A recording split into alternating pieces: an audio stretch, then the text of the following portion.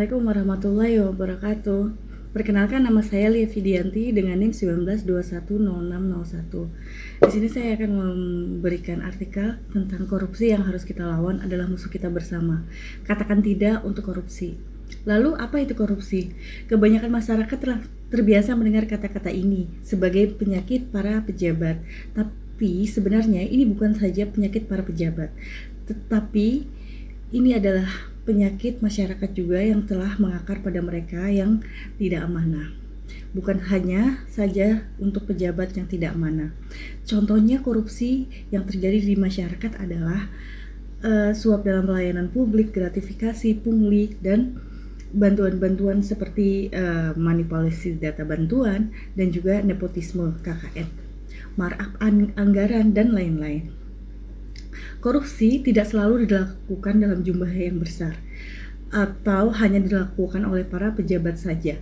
Justru yang sangat membahayakan korupsi itu dapat menjadi budaya di kalangan masyarakat yang dilakukan dan diterima oleh masyarakat dengan tanpa rasa bersalah sedikit pun, karena sudah menjadi suatu kebiasaan. Maka sudah seharusnya kita harus lawan sebagai korupsi sebagai musuh kita bersama. Maka katakan tidak untuk korupsi.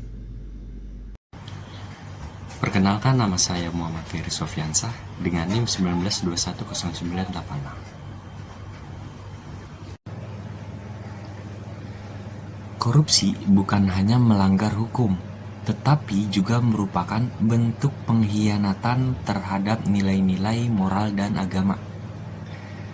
Banyak ajaran agama yang secara tegas melarang perbuatan curang, mencuri, atau mengambil sesuatu yang bukan haknya.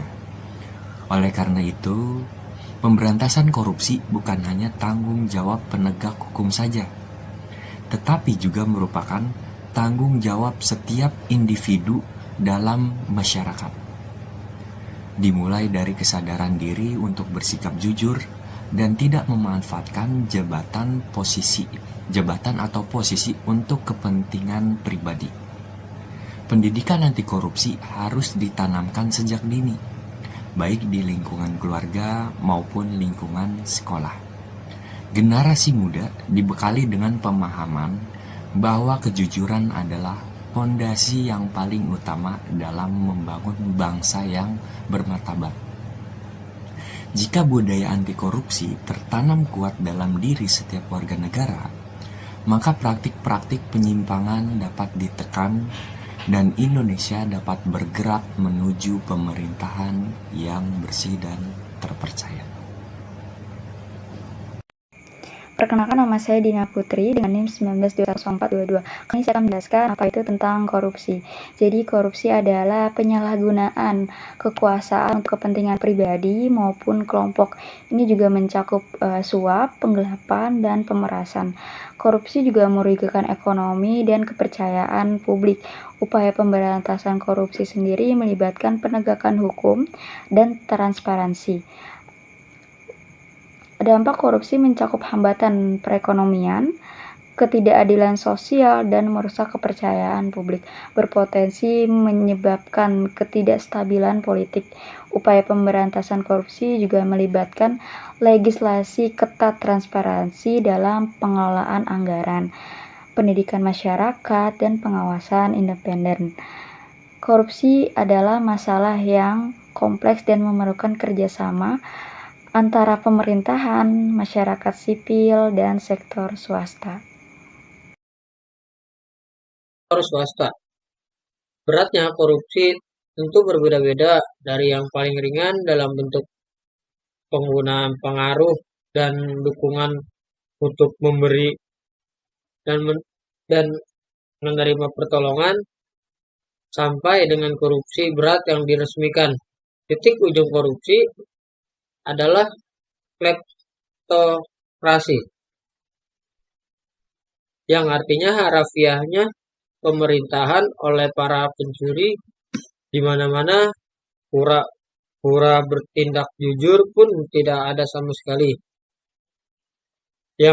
Yang dalam ilmu politik, korupsi didefinisikan sebagai penyalahgunaan jabatan dan administrasi, ekonomi, atau politik, baik yang disebabkan oleh diri sendiri maupun orang lain yang ditunjukkan untuk memperoleh keuntungan pribadi sehingga menimbulkan kerugian bagi masyarakat umum dan pribadi lainnya. Sekian saya menjelaskan tentang artikel korupsi. Assalamualaikum warahmatullahi wabarakatuh. Saya Muhajirin dengan NIM 19210260, Fakultas Teknik Informatika, jurusan Sistem Informasi.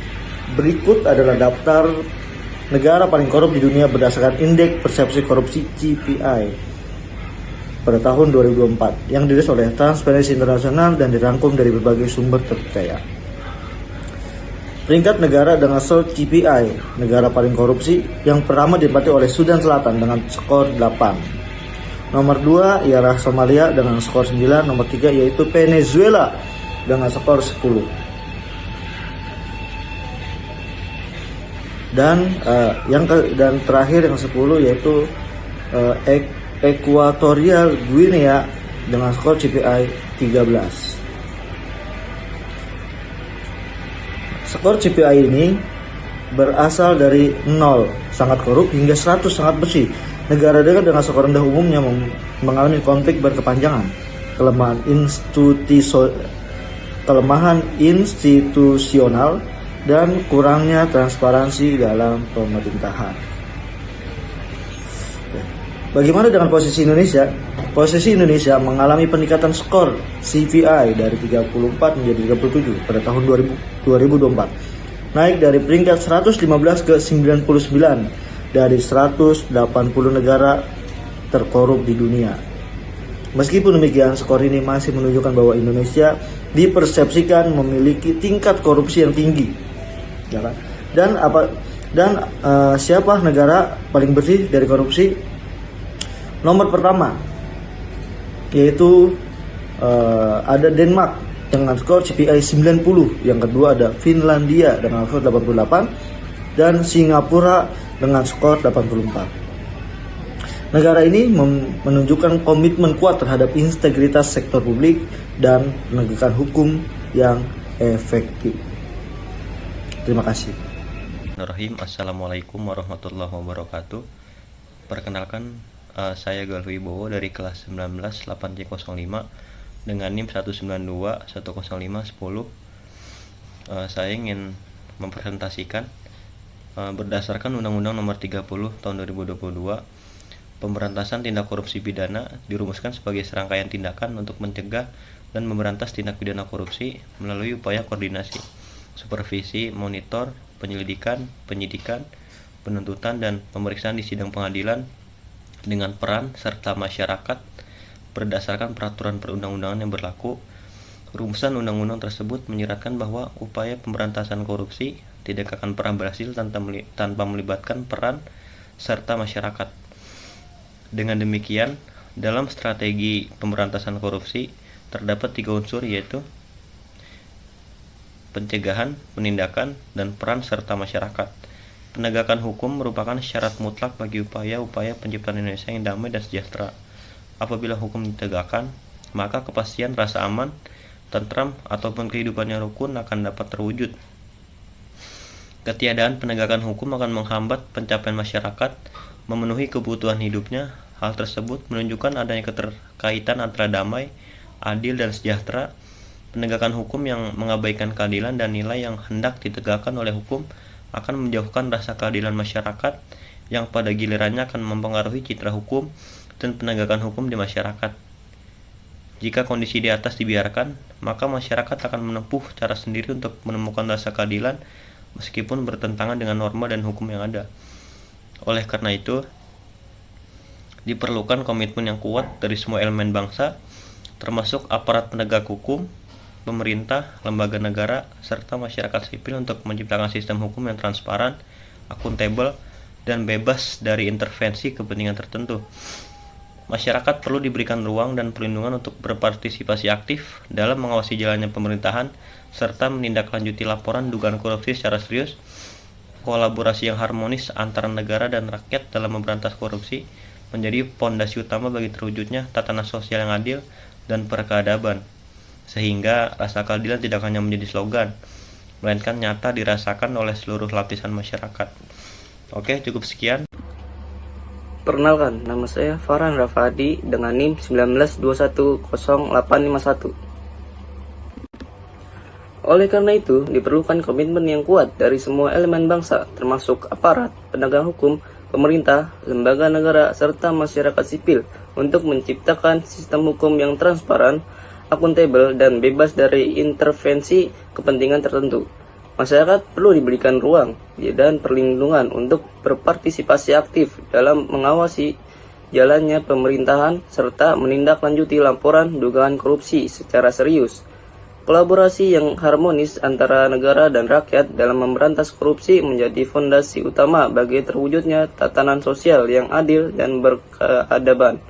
Sehingga rasa keadilan tak hanya menjadi slogan, melainkan nyata dirasakan oleh seluruh lapisan masyarakat.